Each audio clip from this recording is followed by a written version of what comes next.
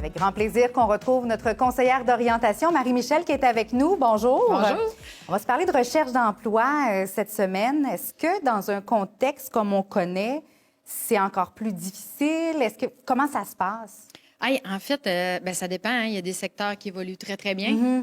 Puis il y a des secteurs qui ne vont pas du tout. Exact. Donc, actuellement, ça dépend des secteurs d'emploi. Puis là, est-ce qu'ils sont fermés? Est-ce qu'ils sont arrêtés? Est-ce que ça va fermer? Je pense que là, au niveau de la recherche d'emploi, Geneviève, là, ce qui va être important, c'est que les gens soient alertes sur qu'est-ce qui va évoluer, comment ça évolue, qui va mieux se relever de la crise. Mais tu sais, il y a des domaines, là, en santé, il va toujours manquer de personnel.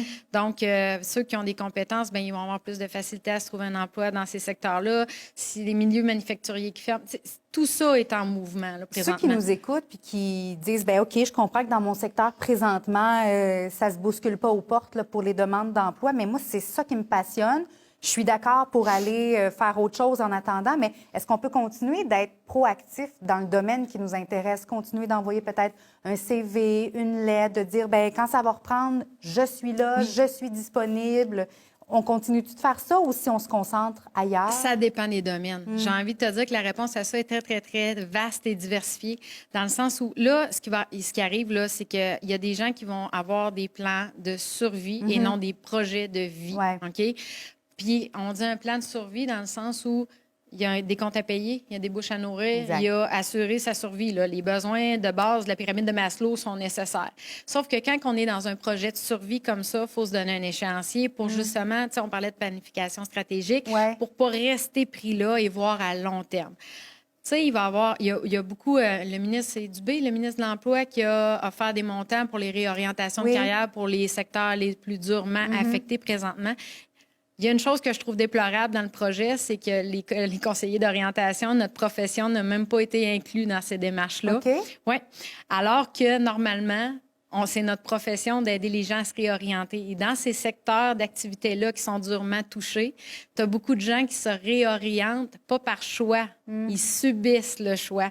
Et cette aide-là devrait être apportée et nécessaire. Incluse dans le processus, là. Oui, tant qu'à avoir, parce qu'on ne choisit pas une formation ou une réorientation comme ça, surtout pas quand c'est subi. Là. Donc, oui, il faut être alerte. Là. Il va y avoir des mesures d'aide à Emploi Québec. Des fois, il y a des formations qui vont être subventionnées. Fait que ça, c'est intéressant à regarder, justement, pour la réorientation en vue de la recherche d'emploi. Si je refais un lien avec notre dernière chronique là, sur toute la planification stratégique personnelle, vous avez toujours rêvé, par exemple, d'aller dans un domaine qui est peut-être complètement là, à l'opposé. Oui, ou à l'opposé de ce que vous faites présentement, mais est-ce que ce serait un bon timing, justement, de dire, est-ce que par hasard, il y a justement une formation, une bourse, une facilité qui est offerte dans ce domaine-là? Est-ce que ce serait le temps? Oui, il y en a qui le font actuellement. Okay. Oui, parce qu'il y a des secteurs qui sont très en demande et qu'il y a des gens qui sont capables, les secteurs les intéressent aussi et qui profitent de l'arrêt pour faire une formation. Parce que les centres de formation offrent beaucoup de formations en ligne. Donc, pour des gens qui ont des familles,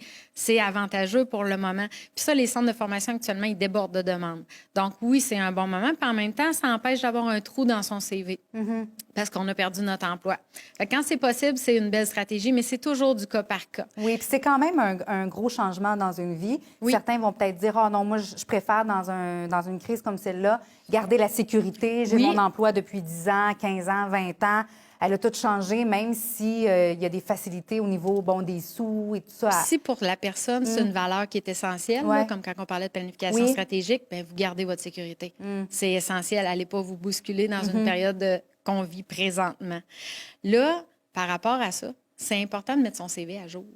Ah, ben oui. Je suis fascinée par la quantité de gens qui n'ont jamais fait de CV de leur vie, qui n'en ont jamais eu besoin.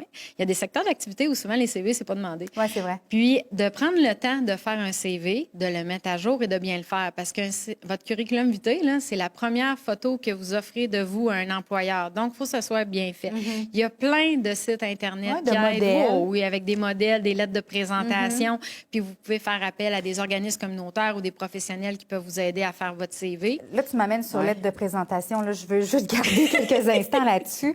Prendre un modèle unique et l'envoyer Est-ce qu'on fait une recherche sur l'entreprise oui. avec des données plus personnalisées? Oui. Il me semble que ça attire plus. Bien, écoute, il y a beaucoup de choses qu'il faut prendre en considération quand on fait une lettre de présentation. Premièrement, c'est une recette, puis il faut mettre la date en haut du moment où on l'envoie. Oui.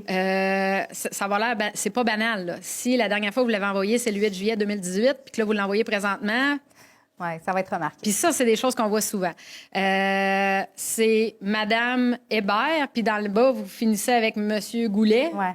Ça fait pas professionnel non plus. Fait qu'il y a des modèles, mais il y a une base qui reste toujours la même parce que c'est la base qui parle de vous. Oui. Mais il y a une partie que vous devez parler de l'entreprise et du poste que vous visez. Fait que oui, c'est à personnaliser à chaque fois. Donc, c'est important de faire des recherches en ce sens-là. Oui. C'est pas... Souvent, on dit, j'envoie mon CV puis c'est tout, mais la lettre de présentation est quand même très importante. Des fois, il y a des postes qu'elle est nécessaire. Ouais. Donc, si vous n'envoyez pas une lettre de présentation avec le poste, avec votre CV, votre candidature ne sera pas prise en considération. D'autant plus que là, on ne va pas porter le CV en personne. On l'envoie vraiment par courriel. Certaines entreprises vont dire, OK, on va se faire une rencontre en Zoom, etc.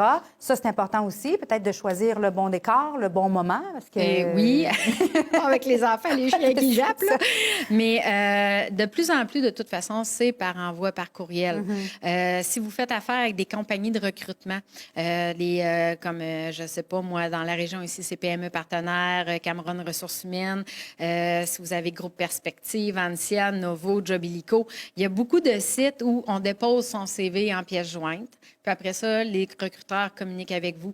Facebook, quand tu fais de la recherche d'emploi, savais-tu qu'il y avait un onglet recherche d'emploi à gauche? J'en ai pas eu de besoin. Non, OK. Donc, il y a plein de monde qui ne sont pas au courant. Mais sur ta page Facebook, quand tu vas à gauche, dans le menu déroulant, il y a une section emploi. Quand on clique dessus, on peut choisir la région, si c'est à temps partiel, à temps plein. Puis là, on voit les entreprises qui affichent, puis vous pouvez postuler directement. C'est fascinant la quantité de gens. Mais là, à ce moment-là, ça veut dire que l'employeur va directement aussi sur notre page Facebook? Non, je pense pas, par exemple. Non. Ils reçoivent juste les coordonnées, numéro de téléphone ou la façon de contacter. Ça, c'est une autre affaire, les réseaux sociaux. Hein? Oui, il faut toujours faire attention à ce qui est public ou pas. Hein? Voilà. Mais ça, c'est un bon moteur. Il y a beaucoup d'entreprises qui affichent là-dessus parce que de plus en plus, c'est par Internet. Ben oui. Puis, dans le fond, la présentation du CV aussi, là, ça, c'est important, OK? Faites pas d'erreur dans votre numéro de téléphone puis votre adresse courriel. Ben oui, il y a des gens qui font ça parce qu'ils sont nerveux quand ils le font, parce que là, ils le font à la dernière minute, puis il faut qu'ils l'envoient. Là. C'est pour ça qu'on dit préparer le don d'avance. Vous avez juste à le mettre à jour après. Mais c'est parce que là, c'est pas le fun quand on n'est pas capable de vous rejoindre, puis que la ligne fonctionne pas ou qu'on n'arrive pas à la bonne place. On peut perdre de belles opportunités de cette façon-là. Là. Oui, puis écoutez, Conseil 101 de 2021, refaites-vous une nouvelle adresse courriel plus professionnelle. Ah, comme? Gentiminou89, hotmail.com, là, c'était cute, ado, là. Mais là, non. Ça l'est plus. Sur un CV, ça fait un peu moins professionnel. Puis l'autre chose, c'est ceux qui utilisent beaucoup Hotmail. Souvent, même les demandes d'admission arrivent dans les courriels indésirables. Fait que des réponses d'employeurs arrivent souvent dans les courriels indésirables aussi. Fait que de peut-être prendre une autre plateforme, ça t'a fait rire? Non, c'est parce que je vois notre caméraman faire comme, OK, je pense que je vais revoir mon courriel. Je pense que les gens se sentent concernés. Il y en a beaucoup, oui, qui vont se sentir concernés, mais c'est parce que ça vous donne une image aussi professionnellement. Mais la présentation, votre CV aussi, là, court, précis, bien. Écoute, je donne des formations là-dessus, là, fait que c'est dur de dire ça dans une chronique. Parce que 5 pages de CV... Non, ça marche pas, là. OK. Quand on a beaucoup d'expérience... puis qu'on a un cheminement de carrière qui est assez vaste et complet, 3 pages, c'est pas grave. Mais quand tu es un jeune adulte, là, 3 pages, c'est pas normal. 4 pages non plus. Concis, précisé. Mais demandez de l'aide aussi, regardez des modèles. Demandez toujours à quelqu'un de vous relire parce qu'à un moment donné, le cerveau, il sait quoi écrire. Oui, c'est tellement clair pour nous dans notre tête. Il voit pas les fautes, il voit pas les erreurs, il voit pas la lettre inversée, il le voit plus.